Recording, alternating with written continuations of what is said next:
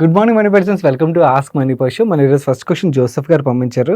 ఇదే ఆయన individual personal financial planning related question అయినా కూడా ఇదే ఇన్కమ్ బ్రాకెట్లో మన మెజారిటీ ఆఫ్ ద వ్యూవర్స్ వస్తారు. కాబట్టి మీరు కూడా ఒకవేళ ఏమైనా తప్పులు చేస్తున్నట్టయితే మీ ఫైనాన్షియల్ ప్లానింగ్ రిలేటెడ్ కరెక్ట్ చేసుకోవడానికి అయితే హెల్ప్ఫుల్ అవుతుంది. ఆయన క్వశ్చన్ విషయంకి వచ్చేసరికి నా ప్రెజెంట్ శాలరీ 40,000 రూపాయలు నెలకు వస్తుంది, ఖర్చులేమో 20,000 రూపాయలు అవుతున్నాయి.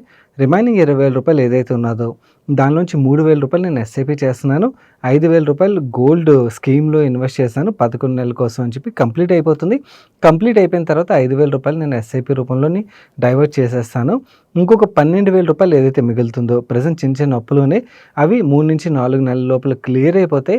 క్లియర్ అయిపోయిన తర్వాత పెద్ద పాప స్కూల్లో జాయిన్ చేయించాల్సి ఉన్నది, అవి అక్కడికి డైవర్ట్ అయిపోతాయి. అండ్ సొంత ఇల్లు ఉన్నది, అండ్ నాకు 2 డాటర్స్ ఉన్నారు. ప్రజెంట్ నా age 33 years, wife age 28 years, elder daughter age 3 years and younger daughter age 1 year. Hostel విషయంకి వచ్చేసరికి సొంత ఇల్లు వర్త్ 20 లక్షల రూపాయలు ఉన్నట్టుగా రాశారు, ప్లాట్ 15 lakhs వర్త్ ఉన్నట్టుగా రాశారు, బంగారం 130 grams ఉన్నట్టుగా. రీసెంట్లీ November-December-లోని 4 లక్షల రూపాయలు నేను మ్యూచువల్ ఫండ్స్లో ఇన్వెస్ట్ చేశాను. ఫండ్స్ పేర్లు మెన్షన్ చేశారు. కరెంట్లీ నెగిటివ్ రిటర్న్స్ అయితే ఇస్తున్నాయి, కానీ నేనైతే కంగారు పడడం లేదు. మంత్లీ 3,000 రూపాయలు ఎస్ఐపి ఏదైతే చేస్తున్నారో ఎస్ఐపి రిలేటెడ్ డీటెయిల్స్ కూడా రాశారు.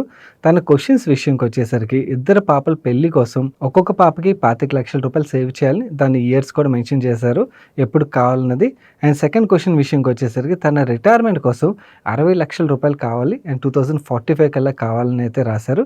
ఈ 2 గోల్స్ నేను అచీవ్ చేయడానికి ఫైనాన్షియల్ ప్లానింగ్ రిలేటెడ్గా ఒక ఇన్ఫర్మేషన్ షేర్ చేయమని అయితే అడుగుతున్నారు. ఎస్, మీరు పంపించిన డీటెయిల్స్ ఏవైతున్నాయి అవన్నిటిని కూడా నేను ఎక్సెల్ షీట్లో అయితే ఇన్పుట్ చేశానండి. యాక్చువల్లీ ఇన్పుట్ చేసాక నాకైతే క్లియర్లీ అర్థమవుతుంది కొన్ని ఇంపార్టెంట్ కరెక్షన్స్ అయితే చేయాల్సి ఉన్నాయి.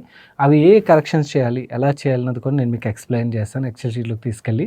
మొత్తం మీరు పంపించిన డీటెయిల్స్ అని ఇన్పుట్ చేస్తానండి. నేను చెప్పదలుచుకున్న ఫస్ట్ కరెక్షన్ ఏంటంటే, మీరు రిటైర్మెంట్ కోసం 60 లక్షల రూపాయలు కావాలని రాశారు కదా, నా క్యాలిక్యులేషన్ ప్రకారం మీరు తప్పుగా క్యాలిక్యులేట్ చేస్తున్నట్టుగా అర్థమైంది. ఎందుకంటే మీకు ప్రజెంట్ నెలకి 20,000 రూపాయలు ఖర్చు అవుతుంది, అవునా? సేమ్ లైఫ్ స్టైలే మెయింటైన్ చేస్తారు అనుకుందాం పోస్ట్ రిటైర్మెంట్ కూడా. ఓకే, 6% ఇన్ఫ్లేషన్ చొప్పున వేసుకున్నట్టయితే మీరు 2045 కల్లా రిటైర్ అవ్వాలనుకున్నారు కాబట్టి 20 సంవత్సరాల్లో రిటైర్ అవుతారు కదా. అప్పుడు మీకు నెలకి 64,142 రూపాయలు అయితే కావాల్సి వస్తుంది. ఇది నెలకు కావాలి. ఎన్నాళ్ళ పాటు కావాలి? లైఫ్ ఎక్స్పెక్టెన్సీ నేను ఇక్కడ 85 ఇయర్స్ తీసుకున్నాను. చాలామంది అనుకోవచ్చు 85 ఇయర్స్ అంటే చాలా లాంగ్, ఎవరు బతుకుతారు అని చెప్పి. మన గవర్నమెంట్ యొక్క యావరేజ్ లైఫ్ ఎక్స్పెక్టెన్సీ చూసినట్టయితే ఇప్పుడు ఆల్మోస్ట్ 70 సంవత్సరాలు అయితే వచ్చేస్తుంది.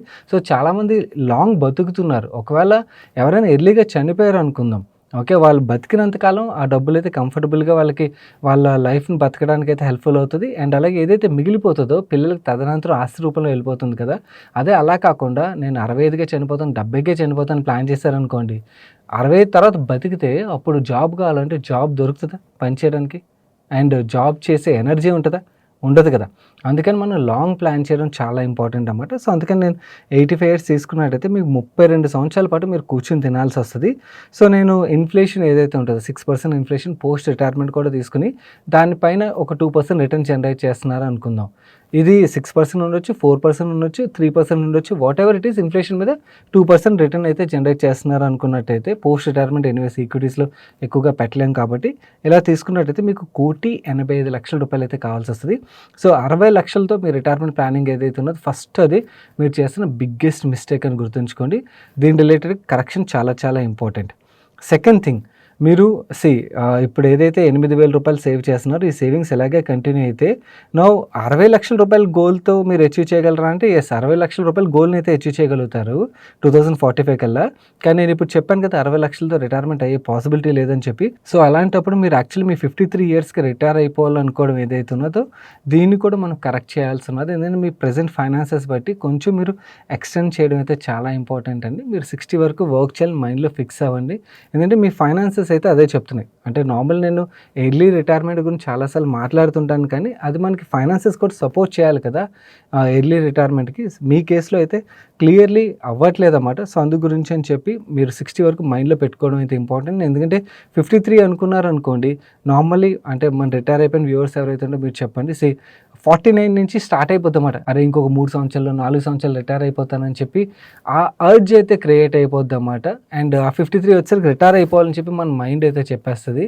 సో అందుకని ఇది మీరు మైండ్‌లో ఇప్పటి నుంచే ఫిక్స్ చేసుకుంటే నేను 60 వరకు పని చేయాలని చెప్పి అప్పటి వరకు మీరు పని చేయగలుగుతారు. నువ్వు 60 వరకు పని చేసినా కూడా ఈ ప్రెజెంట్ సేవింగ్స్ ఏవైతే వీటిని ఇలాగే కంటిన్యూ చేస్తే గోల్ అచీవ్ అవుతారా అంటే గోల్స్ అచీవ్ చేయడం కూడా కష్టంలా అనిపిస్తుంది.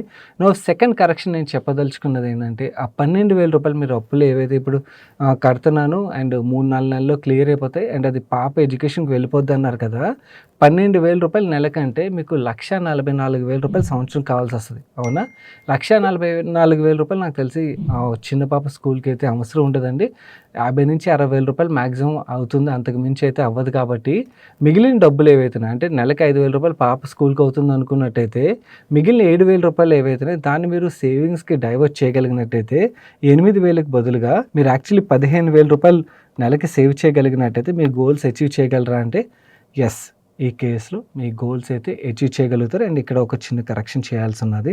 20 ఇయర్స్ కాదు, 27 ఇయర్స్, 60 వరకు అనుకున్నట్టయితే 27 అంటే మనకి అప్రాక్సిమేట్లీ 2,78,00,000 రూపీస్ అయితే కావాల్సి వస్తుంది. కంఫర్టబుల్లీ అచీవ్ అయితే చేసేస్తారు. సో ఈ కరెక్షన్స్ చేయడం చాలా ఇంపార్టెంట్. అండ్ ఇంకొక విషయం చెప్పాలి, మీరు పాపలు ఇద్దరు పెళ్ళిళ్ళ కోసం అనుకున్నారు కదా. నా సజెషన్ అంటే పెళ్ళిళ్ళ గురించి యాక్చువల్లీ అంటే జనరేషన్స్ ఒక బిహేవియర్ మారిపోతుంది కదా. నిజంగా పెళ్ళి రిలేటెడ్గా ఖర్చులకి కావాల్సి ఉంటుందా లేదో తెలియదు. దానికన్నా కూడా మనం ఆలోచించాల్సింది ఏంటంటే ఆ ఇద్దరు పిల్లలు ఒక హైయర్ ఎడ్యుకేషన్ రిలేటెడ్గా సేవింగ్స్ చేయడం అనేది ఇంపార్టెంట్ అన్నమాట. ఎందుకంటే వాళ్ళు బాగా చదువుకున్నారు అంటే వాళ్ళకి చదవడానికి మీరు రెవెన్యూస్ క్రియేట్ చేయగలిగారు అనుకోండి, వాళ్ళే మంచి జాబ్లో సెటిల్ అయిపోయారు లేదా వాళ్ళు ఒక బిజినెస్ పెట్టుకున్నారు, బాగా డబ్బులు సంపాదిస్తున్నారు అనుకోండి, పెళ్ళికి మీరు ఇవ్వాల్సిన అవసరం కూడా ఉండకపోవచ్చు కదా. అప్పటికి మీ దగ్గర డబ్బులు ఉన్నట్టయితే మీరు హ్యాపీగా వాళ్ళు ఫండ్ చేయొచ్చు. బట్ యాక్చువల్లీ పెళ్ళి కన్నా కూడా వాళ్ళ చదువులు రిలేటెడ్గా ఆలోచించడం కరెక్ట్ అన్నది అయితే నా వ్యూ.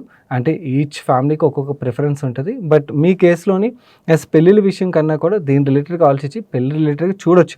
అప్పుడు అడిషనల్ డబ్బులు ఉంటే మీరే ఫండ్ చేయండి. ఎనీవేస్ మీ ఇన్కమ్ కూడా పెరుగుతూ ఉంటుంది కదా, పెరుగుతున్న మీ సేవింగ్స్ని కూడా పెంచుకుంటూ వెళ్ళారనుకోండి, మీకు వచ్చే కార్పస్ కూడా పెరుగుతుంది. కాబట్టి కార్పస్ పెరిగిందంటే మీరు కంఫర్టబుల్లీ ఆ ఖర్చులు కూడా సపోర్ట్ చేయగలుగుతారు అన్నమాట. అండ్ ఈ పిల్లల ఎడ్యుకేషన్ రిలేటెడ్గా కూడా ఇంకొకటి ఏంటంటే ఈ 25,00,000 చాలా తక్కువ అవుతుందండి, ఇంకొంచెం కావాల్సి ఉంటుంది. బట్ దాని రిలేటెడ్ నేను I don't want to put stress on you as of now. ఎందుకంటే నేను దాని రిలేటెడ్ నెంబర్ చూపించానంటే అన్నెసరీ మీ మీద సైకలాజికల్ ప్రెషర్ అయితే క్రియేట్ అయిపోద్ది. ఇప్పుడు నేను చెప్పిన కరెక్షన్స్ ఏవైతున్నాయి వాటిని మీరు సరిగ్గా ఇంప్లిమెంట్ చేసి గ్రాడ్యువల్లీ మీ ఇన్వెస్ట్మెంట్స్ని ఇంక్రీజ్ చేసుకుంటూ ఇయర్ ఆన్ ఇయర్ వెళ్తున్నట్టయితే ఒక 10 సంవత్సరాలు వెళ్ళిన తర్వాత let's say me income level బాగా పెరిగింది, మీరు బాగా గ్రోత్ చూసారనుకోండి, అప్పుడు థింగ్స్ విల్ గో బెటర్ అన్నమాట. సో ఇన్ఫ్యాక్ట్ మీ టాప్అప్లు ఇవన్నీ ఎస్ఐపి చేసుకున్నారంటే ఈవెన్ ఎడ్యుకేషన్ రిలేటెడ్గా కూడా చాలా వరకు మీరు గోల్స్ అయితే అచీవ్ చేయగలుగుతారని అయితే అనుకున్నాను. పర్లేదండి, అంటే మీ ఖర్చులు ఇవన్నీ లిమిట్లో ఉన్నాయి. ఈ చిన్న చిన్న కరెక్షన్స్ చేస్తే I think me financial planning ఏదైతుందో అది ఇంకా బెటర్ అవుతుందని అయితే నాకు అనిపిస్తుంది. ఆల్ ది బెస్ట్ అండి. మన నెక్స్ట్ క్వశ్చన్ కుమార్ పవన్ అడుగుతున్నారు. ఆయన మా ఫాదర్ కూలి పని చేస్తారు, మా ఫాదర్కి రోజుకి 600 రూపాయలు వస్తుంది, 600తోని ఫ్యామిలీ గడుస్తుంది. నా శాలరీ 15,000 రూపాయలు. నా శాలరీతోని మా సిస్టర్కి 5 సంవత్సరాల తర్వాత పెళ్లి చేయాలని అయితే అనుకున్నాను. నేను ఇప్పుడు ఎంత ఇన్వెస్ట్మెంట్ చేస్తే 10 లక్షల రూపాయలు నెక్స్ట్ 5 సంవత్సరాల లోపల సేవ్ చేయగలుగుతాను. నా టార్గెట్ 5 సంవత్సరాల్లో 10 లక్షల రూపాయలు. నాకు మ్యూచువల్ ఫండ్స్ గురించి తెలీదు, నువ్వు చెప్తే నేను ఇన్వెస్ట్ చేయగలుగుతాను. First of all Pavan, you made my day. ఎందుకంటే యాక్చువల్లీ మన ఛానల్ స్టార్ట్ చేసిందే మీలాంటి వాళ్ళందరి దగ్గరికి ఫైనాన్షియల్ ఎడ్యుకేషన్ వెళ్ళాలని. సో మీ దగ్గర నుంచి క్వశ్చన్ రావడం అయితే నాకు చాలా హ్యాపీగా అనిపిస్తుందండి. మీరు అనుకున్న గోల్ ఏదైతే ఉన్నదో అంటే మీ చెల్లి పెళ్ళి రిలేటెడ్గా సేవింగ్ ఏదైతే ఆలోచిస్తున్నారో ఆ సేవింగ్కి యాక్చువల్లీ అంటే 5 సంవత్సరాల్లో 10 లక్షలు కావాలంటే అప్రాక్సిమేట్లీ 12,000 రూపాయలు అయితే నెలకు సేవ్ చేయాల్సి ఉంటుంది. నేను 12% రిటర్న్ తీసుకున్నట్టయితే 15,000 ఇన్కంలో 12,000 మీరు సేవ్ చేయగలరో లేదో అన్నది అది క్వశ్చన్ మార్కు. ఒకసారి మీరు చూసుకోండి. అంటే 600 రూపాయలతో ఇల్లు నడుస్తుంది, ఈ 15,000 రూపాయలకి మీకు ఏమైనా ఖర్చులు ఉన్నాయో లేదో మీరు రాయలేదు.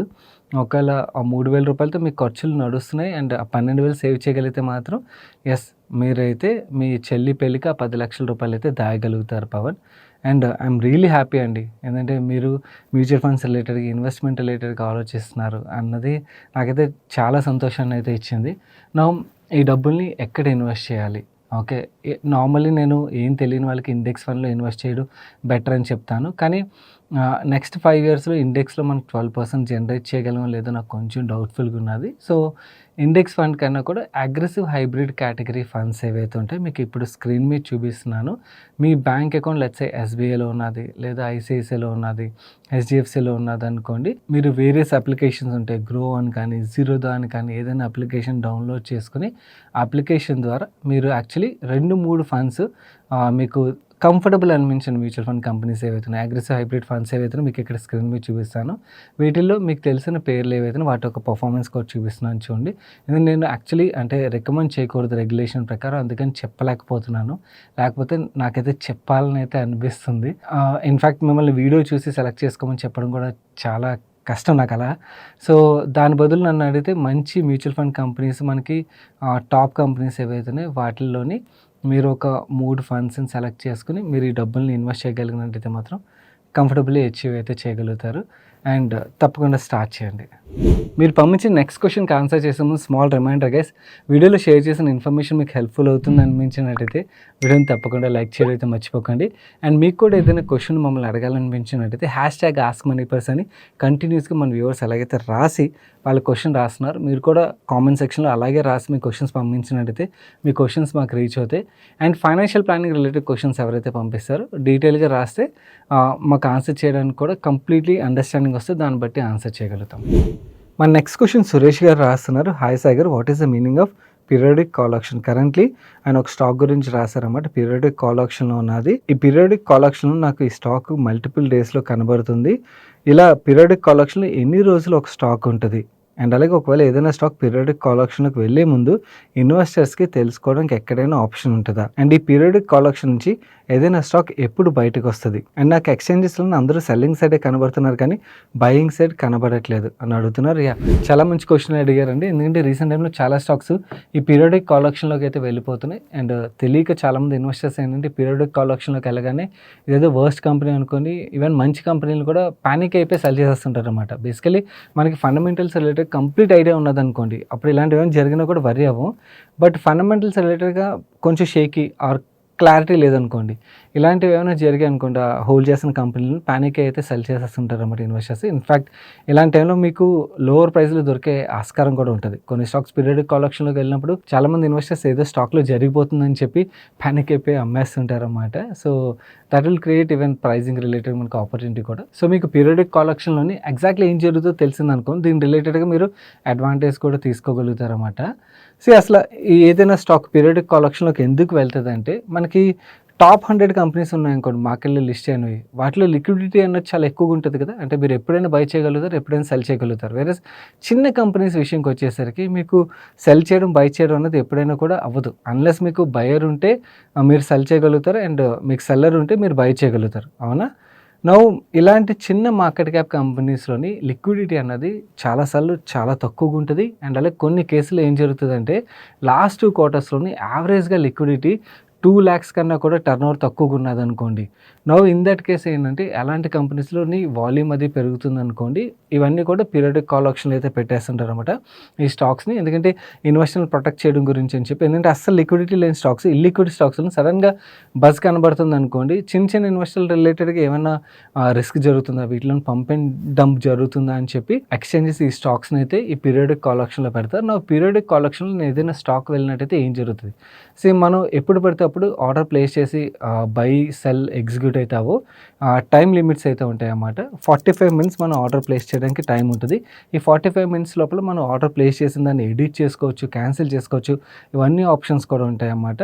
డిఫరెంట్ టైం పీరియడ్స్లో ట్రేడ్ అవుతుంది. ఈ 45 minutes ఆర్డర్ ప్లేస్ చేసిన తర్వాత లెట్స్ సే 9:30 నుంచి 10:15 వరకు మనకు ఆర్డర్ ప్లేస్ చేయడానికి ఆప్షన్ ఉన్నదనుకోండి, ఆ ట్రేడ్ 10:30కి అవుతుంది అన్నమాట. సో 10:30కి ఏవైతే ఆర్డర్స్ మ్యాచ్ అవుతాయో, మ్యాచ్ అయినవన్నీ కూడా ఎగ్జిక్యూట్ అయిపోతుంటాయి. సో మీరు ఎక్స్చేంజెస్లో మీకు ఏదైనా కంపెనీ బాగా నచ్చి పీరియాడిక్ కాల్ ఆప్షన్లో ఉన్నదనుకోండి, దెన్ మీరు ఎగ్జాక్ట్లీ అంటే మీకు కనబడుతుంది సెల్లర్ ఏ ప్రైస్కి పెట్టారని చెప్పి. ఆ ప్రైస్ మీకు నచ్చిందనుకోండి, ఆ ప్రైస్కి మీరు ఆర్డర్ ప్లేస్ చేసినట్టయితే ఆర్డర్స్ ఎగ్జిక్యూట్ అయ్యే ఆస్కారం అయితే ఉంటుంది. అండ్ మల్టిపుల్ ఇలాంటి సెషన్స్ కూడా జరుగుతాయి. కొన్ని కంపెనీస్ ఈ పీరియాడిక్ కాల్ ఆప్షన్లోని ఓన్లీ మండే రోజే ట్రేడ్ అవుతాయి. ఇన్ఫ్యాక్ట్ మీకు ఎవ్రీ డే కూడా ట్రేడ్ అవ్వమాట. So that is next level ఉంటుంది. ఈ పీరియాడిక్ కాల్ ఆప్షన్లోకి వెళ్ళిన వెళ్ళిన కంపెనీ ఎగ్జిట్ ఎప్పుడు అవుతుంది అంటే పీరియడిక్ కాల్ ఆప్షన్ నుంచి ఎప్పుడు తీస్తారంటే, ఒకసారి ఏదైనా స్టాక్ పీరియడిక్ కాల్ ఆప్షన్లోకి వెళ్ళిన తర్వాత అట్లీస్ట్ ఒక క్వార్టర్ అయితే ఈ పీరియడిక్ కాల్ ఆప్షన్లో ఉండాలి. సో మీరు మీ స్టాక్ రిలేటెడ్గా అడుగుతున్నారు కాబట్టి అది ఒక క్వార్టర్ అయితే కంపల్సరీ ఉంటుందండి. ఉన్న తర్వాత అంటే ఈ స్టాక్ ఇల్లిక్విడ్ కాదని చెప్పి ఎక్స్చేంజెస్ డిసైడ్ అయితే ఈ పీరియడిక్ కాల్ ఆప్షన్ నుంచి అయితే బయటకు తీస్తారన్నమాట. మనకి దీని రిలేటెడ్ ఇన్ఫర్మేషన్ ఎక్కడ దొరుకుతుంది, మీకు ఎక్స్చేంజ్ వెబ్సైట్లో అయితే దొరుకుతుంది. క్లియర్గా లిస్ట్ అయితే వీళ్ళు పబ్లిష్ చేస్తుంటారు అనమాట. ఈ స్టాక్స్ పీరియడిక్ కాల్ ఆప్షన్లోకి వెళ్తున్నాయి అండ్ ఈ స్టాక్స్ పీరియడిక్ కాల్ ఆప్షన్ నుంచి బయటకు వస్తున్నాయి. అండ్ లైక్ సర్క్యూట్ లిమిట్ రిలేటెడ్గా కూడా మీకు ఎప్పటికప్పుడు ఎక్స్చేంజెస్ అయితే ఇన్ఫర్మేషన్ అయితే షేర్ చేస్తుంటాయి. ఎక్స్చేంజెస్ వెబ్సైట్స్ని మీరు ట్రాక్ చేయగలిగినట్టయితే మీకు ఈ డీటెయిల్స్ అయితే దొరుకుతాయి. ఇన్ఫాక్ట్ ట్విట్టర్లో కూడా చాలామంది ఇన్వెస్టర్లు పోస్ట్ చేస్తుంటారు, ఎందుకంటే వాళ్ళు ఈ పీరియడిక్ కాల్ ఆప్షన్ డేటాని చాలా క్లోజ్గా ట్రాక్ చేస్తుంటారు. ఎందుకంటే ఇక్కడ వెళ్ళిన కంపెనీస్లో కొన్ని కంపెనీస్ రిలేటెడ్ మనకి మల్టీ బ్యాగర్ రిలేటెడ్ ఆపర్చునిటీస్ కూడా క్రియేట్ అవుతుంటాయి అన్నమాట. అంటే కంపెనీస్లోని సడన్గా ఏదైనా చేంజ్ జరుగుతుంది, దానివల్ల పీరియడిక్ కాల్ ఆప్షన్లోకి వెళ్ళింది అండ్ దాంతో ఇన్వెస్టర్లు భయపడి అమ్మేశారు. ప్రైజింగ్ రిలేటెడ్ మీకు అడ్వాంటేజ్ దొరుకుతుంది అండ్ కొంచెం గ్రౌండ్లోకి వెళ్ళి వర్క్ చేసే కంపెనీ రిలేటెడ్ మొత్తం గ్రోత్ రిలేటెడ్గా అర్థం చేసుకోగలిగినట్టయితే బయటకు వచ్చినప్పుడు కానీ లేదా పీరియడిక్ కాల్ ఆప్షన్లో కానీ అక్యుములేట్ కూడా చేస్తుంటారు. అందుకని దీని రిలేటెడ్ ఇన్ఫర్మేషన్ కూడా షేర్ చేస్తుంటారు అన్నమాట. మీరు ట్విట్టర్లో సెర్చ్ చేసినా కూడా కొన్ని హ్యాండిల్స్ పోస్ట్ చేస్తుంటే, బట్ నన్ను అడిగినట్టయితే ఎక్స్చేంజెస్ని ఫాలో అవడం వుడ్ బి బెటర్ ఆప్షన్ అయితే అవుతుంది. సో మీరు హోల్డ్ చేసిన స్టాక్ పీరియడిక్ కాల్ ఆప్షన్లోకి వెళ్ళిందంటే వెంటనే ప్యానిక్ అయిపోవాలంటే ప్యానిక్ అవ్వాల్సిన అవసరం లేదు. ఫండమెంటల్స్ అన్నీ కూడా బాగున్నట్టయితే వరి అవ్వాల్సిన పని లేదు. బట్ మీకు ఫండమెంటల్స్ గురించి ఎటువంటి ఐడియా లేకుండా మీరు ఒక స్టాక్ని కొన్నారంటే మాత్రం పీరియడిక్ కాల్ ఆప్షన్లో ఉన్నప్పుడు కాదు కదా, మీరు ఎలాంటి టైంలో కూడా వరి అవ్వాల్సింది. ఎందుకంటే స్టాక్లో ఏం జరుగుతుందో తెలియదు, ఎందుకు పెరుగుతుందో ఎందుకు పడుతుందో తెలియదు. సో మీరు హోల్డ్ చేయలేరు. సో ఏ కంపెనీని కూడా ఫండమెంటలీ ఫుల్ ఫ్లెజ్గా రీసెర్చ్ చేయకుండా అయితే ఇన్వెస్ట్ చేయకండి. అండ్ పీరియడిక్ కాల్ ఆప్షన్లోకి వెళ్ళినా కూడా ప్యానిక్ అవ్వాల్సిన పని లేదు. ఇన్ఫాక్ట్ ఇక్కడ కొన్నిసార్లు ఆపర్చునిటీ కూడా క్రియేట్ అవుతుంది. కాబట్టి ఎవరైతే ఇలాంటి ఆపర్చునిటీస్ రిలేటెడ్గా ఎంతూజియాజంతో ఉంటారో ఇన్వెస్టర్స్, మీరు ట్రాక్ చేయగలిగినట్టయితే ఇక్కడ కూడా you can pick up good companies. మన నెక్స్ట్ క్వశ్చన్ వినోద్ గారు అడుగుతున్నారు. సాయి గారు మీకు నమస్కారాలు. మన నా అన్వేషణ బ్రో చెప్పిన వీడియోస్ ఇంకా వేరే సదర్ ట్రేడింగ్ రిలేటెడ్ వీడియోస్ చూసి స్టాక్ మార్కెట్లోకి మా డాడీ వద్దని చెప్పినా కూడా ఎఫ్డీని బ్రేక్ చేసి 3 లక్షలు విత్డ్రా చేసి ఇన్వెస్ట్ చేశాను.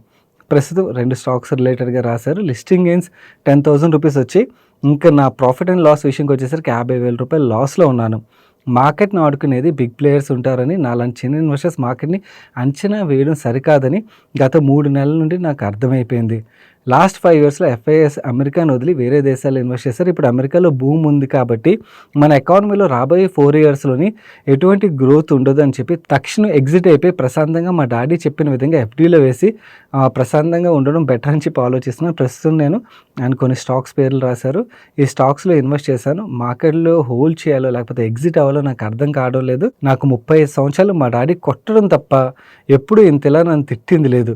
ఇప్పుడు నేను వెయిట్ చేయాలో లేకపోతే ఎగ్జిట్ అవ్వాలో తెలియడం లేదు. సాయిగా నేను తప్పు పడడం లేదు. మీ ఫీల్డ్లో మీరు పర్ఫెక్ట్, మనస్ఫూర్తిగా చెప్తున్నాను. సరైన అవగాహన లేకుండా ఇన్వెస్ట్ చేయడం అసలు కరెక్ట్ కాదని ఒక మంచి వీడియో చేయండి ప్లీజ్. మీ రిప్లై కోసం ఎదురు చూస్తున్నాను. ప్రతిసారి చెప్తాను ఇది. స్టాక్ మార్కెట్ ఫీజు అంటారన్నమాట. ఏంటంటే స్టాక్ మార్కెట్ ఫీజు అంటే ఏంటి, ఏదో మీరు కోర్సులో జాయిన్ అయ్యి దానికి కట్టి ఫీజు కాదు.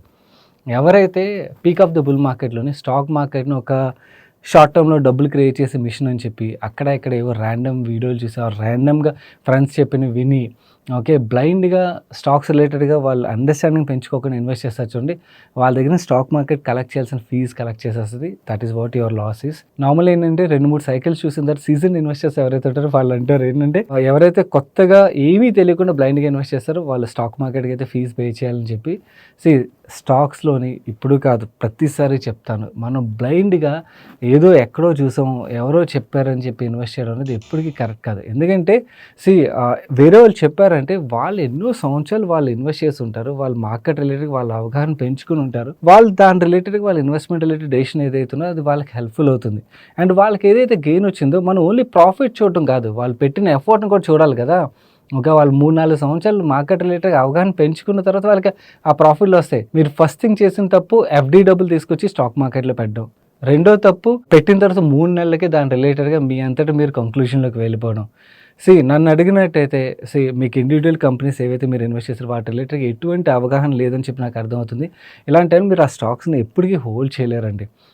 బెస్ట్ థింగ్ ఏంటంటే మీరు ఎగ్జిట్ అయిపోయి ఒకవేళ ఇంకా ఈక్విటీ రిలేటెడ్గా ఒకవేళ ఏదైతే స్టాక్ మార్కెట్‌లో ఒకవేళ గ్రోత్ వస్తే నేను డబ్బులు సంపాదిస్తాను అని చెప్పి మీకు ఉంటే ఓకే, మ్యూచువల్ ఫండ్ రూట్‌లో ఇన్వెస్ట్ చేయడం would be best option. And అలాగే మార్కెట్ రిలేటెడ్‌గా మీ అవగాహన పెంచుకోవడానికి ప్రయత్నించండి. పెంచుకున్న తర్వాత అప్పుడు డైరెక్ట్ స్టాక్స్‌లోకి రండే కానీ బ్లైండ్‌గా ఇన్వెస్ట్ చేస్తే ఏమవుతదంటే కోవిడ్ తర్వాత బుల్ మార్కెట్‌లోని ఏంటంటే చాలామంది ఇన్వెస్టర్లు వచ్చేస్తుంటారు మార్కెట్‌లోకి. వాళ్ళు బ్లైండ్‌గా ఎక్కడ ఇన్వెస్ట్ చేసినా కూడా మనకి లక్‌కి, స్కిల్‌కి డిఫరెన్స్ బుల్ మార్కెట్‌లో తెలీదు. ఓకే. చాలా సార్లు ఏమనుకుంటామంటే లక్కీగా మనకి ఏదైనా స్టాక్‌లో ఇన్వెస్ట్ చేస్తే ప్రాఫిట్ వచ్చేస్తే అది నా స్కిల్ అనేసుకుంటాం. ఓకే. కానీ లక్ వేరు, స్కిల్ వేరు. బేర్ మార్కెట్ నిజమైన లెసన్ నేర్పిస్తది. మనకు నిజంగా లక్కీగా డబ్బులు వచ్చాయా? లేకపోతే మన స్కిల్‌తో వచ్చాయా అని చెప్పి. సో, మనకి అర్థమైపోయిందనుకోండి, స్కిల్ పెంచుకోవడం వెరీ, వెరీ ఇంపార్టెంట్. స్కిల్ పెంచుకుంటే ఏమవుతదంటే డిఫరెంట్ మార్కెట్ సైకిల్స్‌లో మీరు మార్కెట్‌లోని డబ్బులు సంపాదించగలరు. మీరు వేరియస్ ఇన్వెస్టర్స్ రిలేటెడ్‌గా విన్న స్టోరీస్ ఏవైతే ఉంటాయో అవన్నీ అబద్ధం కాదు కదా! They made thousands, hundreds of crores. ఎలా సంపాదించారు? ఓవర్ ఏ పీరియడ్ వాళ్ళు మార్కెట్ రిలేటెడ్‌గా వాళ్ళ నాలెడ్జ్ పెంచుకొని ఎఫర్ట్ పెట్టి ఓకే. అంటే ఈచ్ ఇండివిడ్యువల్ కంపెనీ రిలేటెడ్‌గా వాళ్ళు హండ్రెడ్స్ ఆఫ్ అవర్స్ రీసెర్చ్ చేసి దాని తర్వాత వాళ్ళు ఇన్వెస్ట్ చేసింది ఏదైతే ఉన్నదో దానికి కూడా సరైన టైం ఇస్తే వాళ్ళు డబ్బులు సంపాదించారు. అలా టైం ఇవ్వకుండా మీరు ఇన్వెస్ట్ చేసిన దేంట్లోని బిజినెస్‌లోని ఇంకా చాలామంది స్టాక్ ప్రైస్‌లు చూస్తారు. మీరు సింపుల్ థింగ్ మీ ఊర్లోనే ఒక చిన్న కిరాణా షాప్ ఓపెన్ చేశారనుకోండి. షాప్ ఓపెన్ చేయగానే డే 1 నుంచి ప్రాఫిట్ వచ్చేస్తదా? రాదు కదా! It will take some time. క్లయింట్స్‌కి మీరు అంటే ఎవరైతే ఆ షాప్‌లో పప్పులు, ఉప్పులు కొనడానికి చూసారో వాళ్ళకి అక్కడ షాప్ ఓపెన్ అయిందని తెలియాలి. దాని రిలేటెడ్‌గా ఇన్ఫర్మేషన్ అండ్ అలాగే మీ మీద నమ్మకం కుదరాలి. ఇవన్నీ చాలా ఉంటాయి. అండ్ అలాగే ఎక్కువ మంది క్లయింట్స్‌కి తెలిసినప్పుడు అప్పుడు ఎక్కువ మీకు వాల్యూమ్ జరుగుతుంటే you will start making money. Similarly బిజినెస్‌లో కూడా ఏంటంటే ఆ బిజినెస్‌కి ఎన్నైతే అడ్వాంటేజెస్ ఉంటాయో అన్నీ ఛాలెంజెస్ కూడా ఉంటాయి. ఓకే. 2 అర్థం చేసుకోవాలి. అండ్ 2 అర్థం చేసుకుంటే మనకు ఆ స్టాక్‌తో ఎలా ప్లే చేయాలో అర్థమవుతది. అలా కాకుండా ఇన్వెస్ట్ చేస్తే మాత్రం డెఫినెట్‌లీ స్టాక్ మార్కెట్ ఫీజ్ అయితే స్టాక్ మార్కెట్ అయితే కలెక్ట్ చేసేస్తది. లక్కీలీ కొంతమంది ఏంటంటే బ్లైండ్‌గా ఇన్వెస్ట్ చేసినా కూడా బుల్ మార్కెట్‌లో they would have made money. Okay. But ఇప్పుడు మాత్రం it will not work like that every time. So, నా సజెషన్ ఏంటంటే మీరు మార్కెట్ రిలేటెడ్ నాలెడ్జ్ పెంచుకోవడానికి ప్రయత్నించండి. ఇంత త్వరగా మార్కెట్ వేస్ట్ అది ఇది డెసిషన్‌లోకి వచ్చేయద్దు. యెస్, మీ ఫాదర్‌ది ఎఫ్‌డి మనీ ఏదైతే ఉందో ఎఫ్‌డి మనీ ఎఫ్‌డిలోనే ఉండాలి. మీరు నేర్చుకున్న దాని తర్వాత మీకు equity related long term money ఉన్నట్టయితే అప్పుడు ఈక్విటీస్ రిలేటెడ్‌గా ఆలోచించండి. కానీ ఈక్విటీలో ఇన్వెస్ట్ చేసిన తర్వాత ఈవెన్ మ్యూచువల్ ఫండ్‌లో ఇన్వెస్ట్ చేసినా కూడా మినిమమ్ 5 సంవత్సరాలు లేకపోతే ఇన్వెస్ట్ చేయకండి.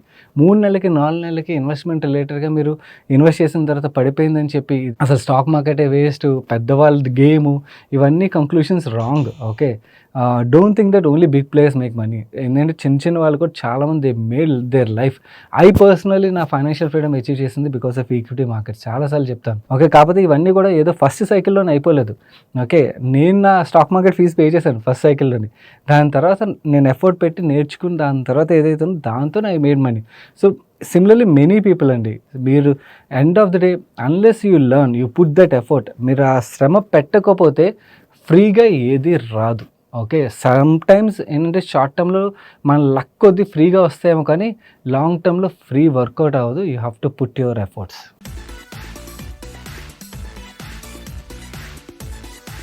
నా ఈరోజు సండే ఫండే సజెషన్ విషయంకి వచ్చేసరికి ఐ నో మ్యాచ్ ఉన్నది అండ్ అలాగే పుష్ప రీలోడెడ్ ఆల్రెడీ వచ్చేసింది. ఆల్మోస్ట్ 4 అవర్స్ ఉన్నది కాబట్టి డెఫినెట్లీ సండేకి వాచ్ లిస్ట్‌లో చాలామంది పెట్టుకునే ఉంటారు. ఎందుకంటే ఎడిషనల్ మిస్ అయిపోయిన పార్ట్స్ ఏమున్నాయో చూద్దాం అని చెప్పి. నౌ దీని తర్వాత కూడా మీ దగ్గర ఎడిషనల్ టైం ఉన్నట్టయితే there is one interesting movie నేను ఈ వీక్లో చూశాను.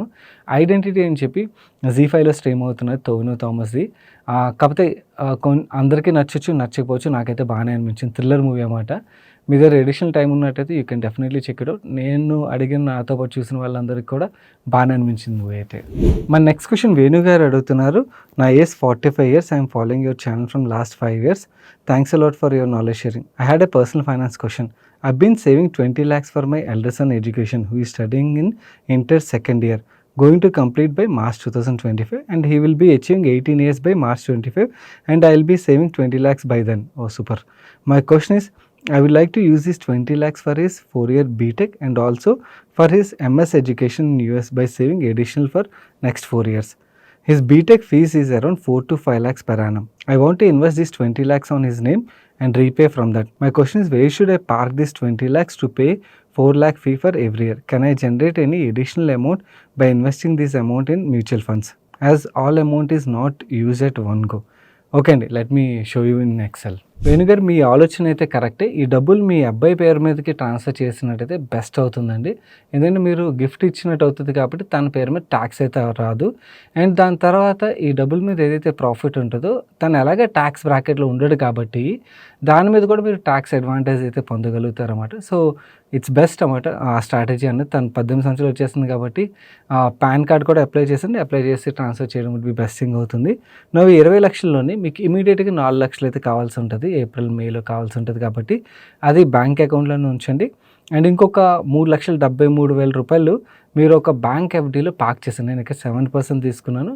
మీకు ఇంకా ఎడిషనల్ రిటర్న్ వర్కౌట్ అయినట్టయితే దట్స్ ఫైన్. మీకు నచ్చిన బ్యాంక్‌లోని పార్క్ చేసినట్టయితే ఇది మీకు సెకండ్ ఇయర్ ఫీజ్ కోసం అయితే హెల్ప్‌ఫుల్ అవుతది. దాని తర్వాత మిగిలిన రూ. 12,26,000 ఏదైతే ఉన్నదో దీన్ని balance advantage category or aggressive hybrid category of funds ఏవైతే ఉంటాయో వాటిని సెలెక్ట్ చేసుకోవడం బెస్ట్ అన్నమాట. నేను ఇక్కడ అప్రాక్సిమేట్‌లీ 9% రిటర్న్ వర్కౌట్ అవుతది అని ఆలోచించినట్టయితే ఎలాగో ఫస్ట్ 2 ఇయర్స్ ఏదైతే డబ్బులు రిక్వైర్మెంట్ ఉన్నదో అది ఆల్రెడీ మనం ప్లాన్ చేస్తాం కాబట్టి ఈ 2 సంవత్సరాలకి మీరు విత్‌డ్రా చేయక్కర్లేదు. థర్డ్ ఇయర్ మీరు ఇందులోంచి ఆ రూ. 4,00,000 విత్‌డ్రా చేశారనుకోండి, మిగిలిన డబ్బులు ఏవైతే ఉన్నాయో అది కార్పస్ కింద ఉంటుంది. అక్కడి నుంచి అది కూడా గ్రో అవుతుంది. ఫోర్త్ ఇయర్ కూడా విత్‌డ్రా చేస్తే మీకు అడిషనల్‌గా కొంచెం కార్పస్ అయితే మిగిలే ఆస్కారాలు ఉంటాయి. అండ్ ఆ కొంచెం కార్పస్‌ని మీరు తన పోస్ట్ గ్రాడ్యుయేషన్ కూడా యూజ్ చేయడానికి అయితే అవుతుంది. This is the best thing అండి. తన పేరు మీద ట్రాన్స్‌ఫర్ చేసి తన పేరు మీద ఫస్ట్ పాన్ అప్లై చేసేయండి. మేజర్ అయిన తర్వాత దెన్ బ్యాంక్ అకౌంట్, కేవైసీ ఇవన్నీ కూడా కంప్లీట్ చేసి తన పేరు మీద ఇన్వెస్ట్ చేయడం ఈజ్ రైట్ డెసిషన్ అవుతుంది. అండ్ అలాగే తన మాస్టర్స్ కోసం ఏదైతే డబ్బులు మీరు ఫర్దర్‌గా అడిషనల్ అమౌంట్ ఇన్వెస్ట్ చేయాలనుకున్నారో వాటిని కూడా సేమ్ కేటగిరీ ఆఫ్ ఫండ్స్ చూస్ చేసుకోవడం వుడ్ బి బెస్ట్ ఆప్షన్ అవుతుంది. మన నెక్స్ట్ క్వశ్చన్ భార్గవ్ అడుగుతున్నారు. ఆయన నా డౌట్ ఏంటంటే మీరు క్లియర్ కట్‌గా ఎక్సెల్ షీట్‌లోని నెంబర్స్ అన్నీ పెట్టి క్లియర్‌గా ఎక్స్‌ప్లెయిన్ చేస్తున్నారు. Thanks for that. బట్ ఆ క్యాలిక్యులేషన్స్ నేర్చుకోవాలని అండ్ చదువుకున్న వాళ్ళు ఎవరైతే ఉంటారో వాళ్ళు సెల్ఫ్‌గా క్యాలిక్యులేట్ చేసుకోవాలంటే ఫర్దర్‌గా వాళ్ళు ఇండిపెండెంట్‌గా క్యాలిక్యులేట్ చేసుకోవడానికి అయితే హెల్ప్‌ఫుల్ అవుతుంది కదా! వీటిని ఎలా నేర్చుకోవాలని అడుగుతున్నారు. హ్యాపీ అండి ఎవరైనా నేర్చుకుంటారంటే.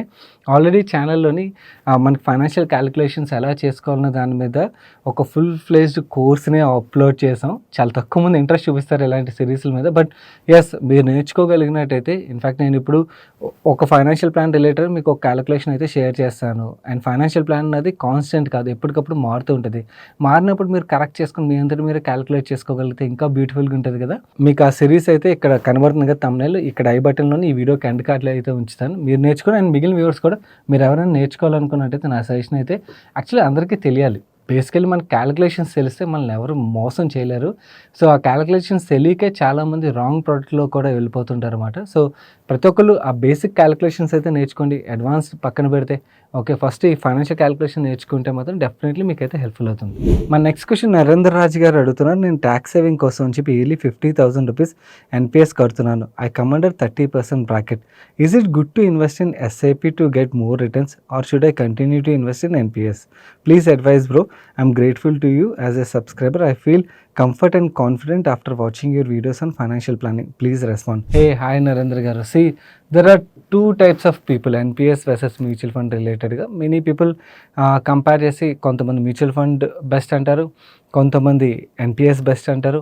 నా పర్సనల్ ఒపీనియన్ ఏంటంటే so I'll tell you few numbers, okay, దాని తర్వాత మీరు ఆలోచించుకోండి. No, yes, definitely present actively manage mutual funds ఏవైతే ఉన్నాయో మీకు ఎన్పిఎస్ ప్యాసివ్లీ మేనేజ్ ఫండ్స్ కన్నా కూడా బెటర్ రిటర్న్స్ అయితే డెలివర్ చేస్తున్నాయి. బట్ ఫ్యూచర్ ఎవరు చూసారు? ఇంకా ఇక్కడ కూడా మనకి ఈక్విటీలోనే ఇన్వెస్ట్మెంట్ అవుతుంది కదా. మనం ఎగ్జాక్ట్లీ పియర్ ఇండెక్స్తో కంపేర్ చేసాం అనుకోండి, అంటే ఇక్కడ ఇండెక్స్ ఫండ్స్ ఇక్కడ ఇండెక్స్ ఫండ్స్తో కంపేర్ చేసాం అనుకోండి, ఫ్యూచర్లోనే డెఫినెట్లీ ఇక్కడ ఎన్పిఎస్లో ఉండే ఫండ్స్ ఏవైతే ఉంటే ఇక్కడ బెటర్ రిటర్న్ వచ్చే ఆస్కారం ఉన్నది. ఎందుకంటే ఇక్కడ మీకు ఎక్స్పెన్సెస్ అనేవి చాలా చాలా తక్కువ కంపేర్ టు ఈవెన్ మనకి normal mutual fund index funds ఏవైతే వాటితో కంపేర్ చేసినట్టయితే. సెకండ్ థింగ్, మీరు సంవత్సరానికి ఎంత ఇన్వెస్ట్ చేస్తున్నారు? ₹50,000. లెట్స్ సే ఫర్ ఎగ్జాంపుల్ మీకు ఒక నార్మల్ మ్యూచువల్ ఫండ్లోని ఒక 12% రిటర్న్ వచ్చింది అనుకోండి. 50,000 మీద 12% అంటే ఎంత వస్తుంది సంవత్సరానికి మీకు రిటర్న్? ₹6,000 వస్తుంది. నవ్వు ఈ ఎన్పిఎస్లోని 12% రాలేదు, మీకు 10% వచ్చింది. అంటే మీకు ఎంత వచ్చింది? ₹5,000 వచ్చింది. అంటే మీకు రిటర్న్లో డిఫరెన్స్ ఎంత వచ్చింది? ₹1,000 డిఫరెన్స్ వచ్చింది. నవ్వు ఈ 50,000 మీద మీకు 30% ట్యాక్స్ బ్రాకెట్లో ఉన్నారు కాబట్టి మీకు ₹15,000 సేవింగ్ అవుతుందా? ఓకేనా, 15,000ని యాడ్ చేయండి.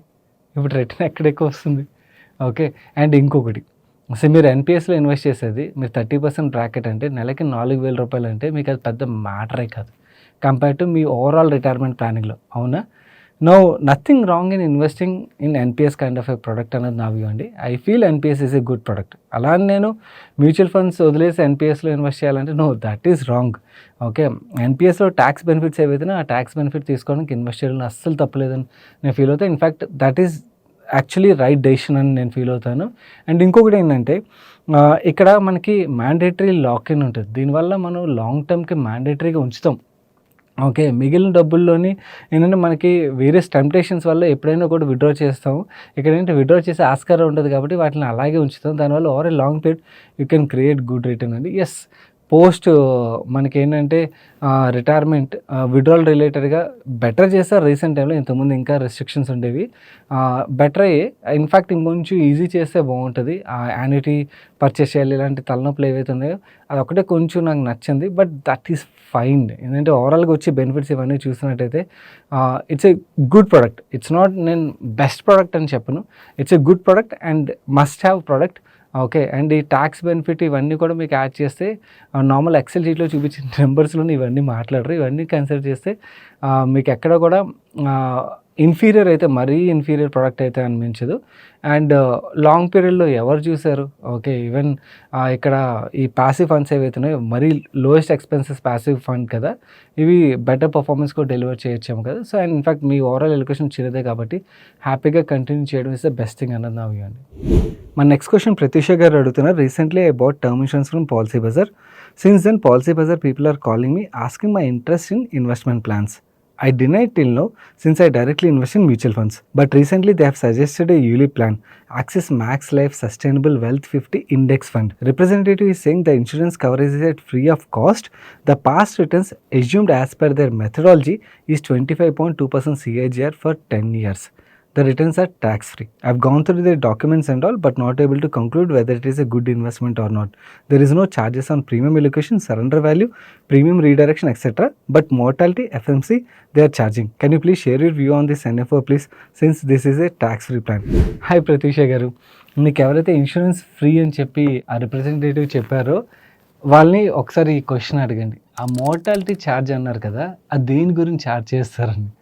మోర్టాలిటీ ఛార్జ్ అంటేనే ఇన్సూరెన్స్ కవరేజ్ ఏదైతే సమ్ ఇష్యూడ్ ఇస్తారో దానికి కలెక్ట్ చేసే ఛార్జెస్ అండి. ఓకే, కాకపోతే ఏంటంటే చాలామంది ఇన్వెస్టర్లు తెలియదు కాబట్టి ఇలాంటి గేమ్స్ అన్నీ ఆడుతుంటారు. అండ్ ఐఐడి రిలేటెడ్గా ఏంటంటే యాక్షన్స్ అన్నీ అంత ఫాస్ట్గా ఉండవు. మీకు సెబీ రిలేటెడ్గా యాక్షన్స్ ఏవైతే ఉంటాయో ఇలాంటి మిస్ సెల్లింగ్ చేస్తే ఫాస్ట్గా ఉంటాయి. వేరే ఐఐడిలో ఉండవు కాబట్టి ఈ గేమ్స్ అన్నీ ఎక్కువైపోతున్నాయి అన్నమాట మార్కెట్లోని. అండ్ ఇంకొక 2-3 విషయాలు మీకు క్లారిటీ ఇవ్వాలి. సో ఆ మోర్టాలిటీ ఛార్జ్ ఏదైతే ఉన్నదో అది మన యూనిట్స్లో డిడక్ట్ చేసేస్తారన్నమాట. సో సమ్ ఇష్యూడ్ బట్టి డిడక్ట్ అయిపోద్ది.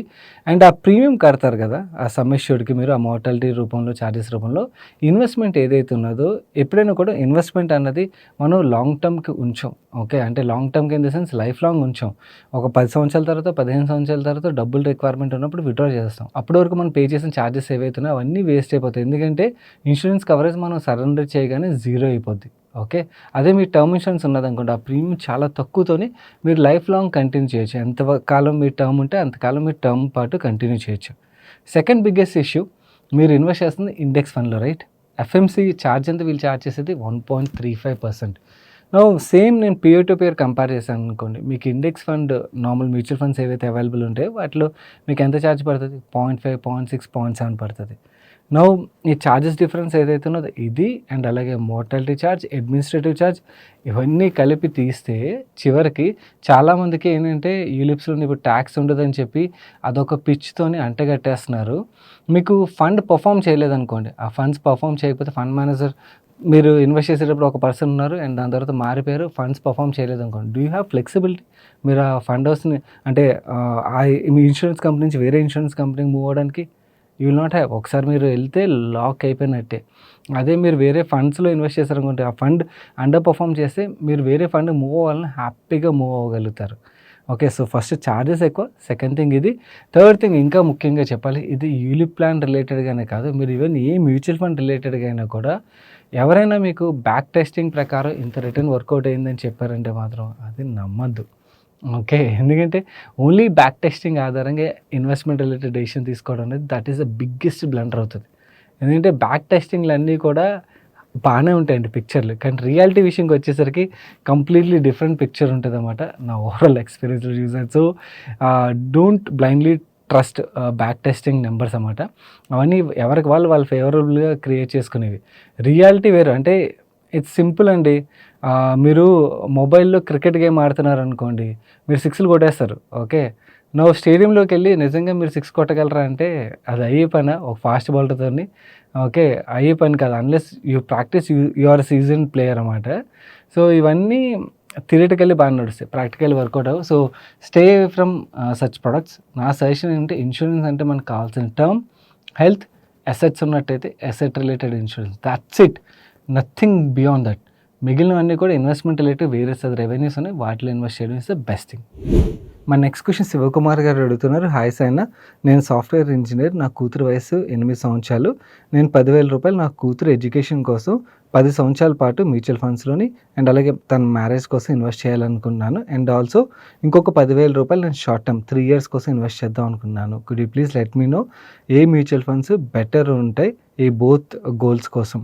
హాయ్ శివ, మీరు 10 సంవత్సరాల పాటు ఇన్వెస్ట్ చేయాలనుకున్నారు కదండీ! ఆ 10 సంవత్సరాలకి ఇన్వెస్ట్ చేసే 10,000 రూపాయల ఎస్ఐపి ఏదైతే ఉన్నదో, ఆ ఎస్ఐపి కోసం ఒక multi cap or flexi cap ఫండ్‌ని అండ్ అలాగే ఒక 2 స్మాల్ క్యాప్ ఫండ్స్‌ని సెలెక్ట్ చేసుకోగలిగినట్టయితే మీకు మంచి రిటర్న్ అయితే జనరేట్ అయ్యే ఆస్కారం ఉన్నది. కాకపోతే మీ రిస్క్ అప్టైట్ నాకు తెలియదు కాబట్టి రిస్క్ అప్టైట్ కూడా ఒకసారి చూసుకోండి. మీకు మార్కెట్ రిలేటెడ్ వోలటాలిటీ ఇవన్నీ ఓకే అనుకున్నట్టయితే ఈ పోర్ట్‌ఫోలియోలో మీకు మంచి రిటర్న్ వచ్చే ఆస్కారం అయితే ఉంటుంది. అండ్ ఇంకోటి 3 సంవత్సరాల కోసం ఇన్వెస్ట్ చేయాలనుకుంటున్నారు కదా! ఆ డబ్బుల్ని మాత్రం ఈక్విటీలో అయితే పెట్టొద్దండి. ఈ డబ్బులు మీరు షార్ట్ టర్మ్ ఫండ్స్ అని ఉంటాయి. ఈ షార్ట్ టర్మ్ ఫండ్‌లోని అండ్ అలాగే మనకు డైనమిక్ బౌండ్ ఫండ్స్ అని కూడా ఉంటాయి. రేట్ కట్స్ వచ్చే ఆస్కారం అయితే క్లియర్‌లీ కనబడుతుంది కాబట్టి డైనమిక్ బౌండ్ ఫండ్స్‌లో మీకు యాక్చువల్లీ డబుల్ డిజిట్ రిటర్న్స్ కూడా వచ్చే ఆస్కారం ఉంటదన్నమాట. మనకి రేట్ కట్స్ బాగా అయినట్టయితే. సో, ఈ 2 కేటగరీస్‌లో మీరు చూస్ చేసుకొని పార్క్ చేయగలిగినట్టయితే బెటర్ అవుతుంది. సో, ఇలా డైవర్సిఫై చేసుకోగలిగినట్టయితే బెటర్ అవుతుంది. మీకు ఎగ్జాక్ట్‌లీ ఏ ఫండ్‌ని ఎలా సెలెక్ట్ చేసుకోవాలో తెలియనట్టయితే మీకు ఈ వీడియోలో క్లియర్‌గా ఎక్స్‌ప్లెయిన్ చేశాను. రూపీ వెస్ట్ ప్లాట్‌ఫామ్‌లోకెళ్ళి మనం డెట్ ఫండ్స్‌ని ఎలా సెలెక్ట్ చేసుకోవాలి, ఈక్విటీ ఫండ్స్‌ని ఎలా సెలెక్ట్ చేసుకోవాలన్నదైతే మీరు ఆ వీడియో చూస్తే మీకు అర్థమైపోద్ది. దాన్ని బట్టి మీరు సెలెక్ట్ చేసుకొని ఇన్వెస్ట్‌మెంట్ అయితే స్టార్ట్ చేయడం బెటర్. మన నెక్స్ట్ క్వెషన్ శేషుగిరి గారు అడుగుతున్నారు. Hi Sagar, I wish to study CFP like you. Please suggest me the pathway to achieve it. I would also like to know which one is best among CFP versus CFA. చాలా simple decision అండి. CFP versus CFA రిలేటెడ్గా ఒకవేళ మిగిలిన years కూడా మీ పిల్లలకి చదివిద్దామని ఆలోచిస్తున్నా, లేకపోతే మీ friends and ఫ్యామిలీలో ఎవరైనా కూడా ఫైనాన్షియల్ ఇండస్ట్రీలోకి అడుగు పెడదామని చెప్పి ఆలోచిస్తున్నా కూడా ఈ రెండిట్లో ఏది చూస్ చేసుకోవడం, ఎవరు ఏది చూస్ చేసుకోవడం బెస్ట్ అని సింపుల్గా చెప్పేస్తాను. ఓకే, మీకు జాబ్ కావాలి అండ్ అలాగే పోర్ట్ఫోలియో మేనేజ్మెంట్ రిలేటెడ్గా మీకు ఇంట్రెస్ట్ ఉన్నది. ఓకే, అలాంటప్పుడు CFA is the best. Now CFA is very very expensive. అంత చీప్ కాదు. ఒక్కొక్క ఎగ్జామ్కి 1,40,000 రూపాయలు అవుతుంది ఎగ్జామ్ రాయాలంటే. అండ్ ఫెయిల్ అయితే మళ్ళీ 1,40,000 రూపాయలు కట్టాల్సి ఉంటుంది ఆ ఎగ్జామ్కి. సో, ఎన్నిసార్లు మనం ఫెయిల్ అవుతుంటే అన్నిసార్లు అంత పే చేయాల్సి ఉంటుంది. సో, ఓవరాల్గా it's expensive course. But expensive అయినా కూడా దీని వాల్యూ అయితే ఉన్నది. జాబ్ పరంగా మీరు ప్రయత్నించినా కూడా అంటే ముంబై అది మీరు అక్కడికి మైగ్రేట్ అయ్యి అక్కడ జాబ్ వెతుక్కోవాలనుకున్నట్టయితే మీకు బెస్ట్ ప్యాకేజెస్ కూడా వస్తాయి.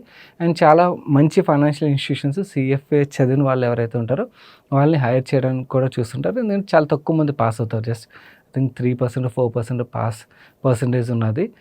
నౌ కమింగ్ టు CFP విషయంకి వచ్చేసరికి CFP ఎవరికి సెట్ అవుతుందంటే ఎవరైతే పర్సనల్ ఫైనాన్షియల్ ప్లానింగ్ చేయడానికి ఇంట్రెస్ట్ ఉంటారు. అంటే ఫర్ ఎగ్జాంపుల్ ఇక్కడ ఏంటి పోర్ట్ఫోలియో క్రియేషన్ రిలేటెడ్గా కదా.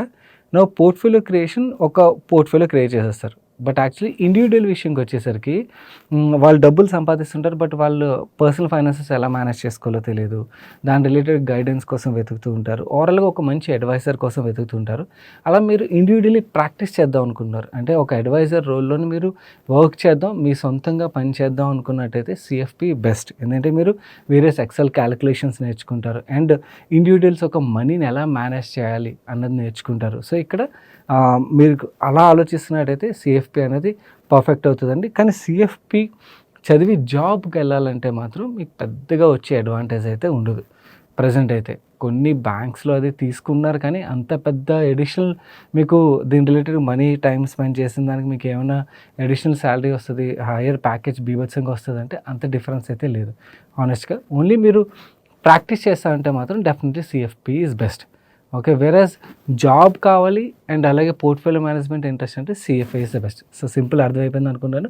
అండ్ పాత్‌వేస్ రిలేటెడ్‌గా సీఎఫ్‌పీ గురించి కంప్లీట్ ఎక్స్‌ప్లనేషన్‌తో మన ఇన్‌స్టాలో ఒక వీడియో ఉంటది. మీరు చూస్తే అర్థమైపోద్ది. కరీం లఖాని అని చెప్పి నేను ఆయన దగ్గర ట్రైనింగ్ తీసుకున్నాను. సో మీరు ఆ వీడియో అయితే ఉంటదో ఆ వీడియో చూస్తే మీకు క్లియర్‌లీ అర్థమవుతుంది. వేరే సీఎఫ్ఏ విషయంకొచ్చేసరికి సీఎఫ్ఏ సొసైటీ యొక్క board member and DSP fund manager Anil Gilani గారితోని సీఎఫ్ఏ రిలేటెడ్ కంప్లీట్ ఇన్ఫర్మేషన్‌తో ఒక వీడియోని అయితే రిలీజ్ చేసాం.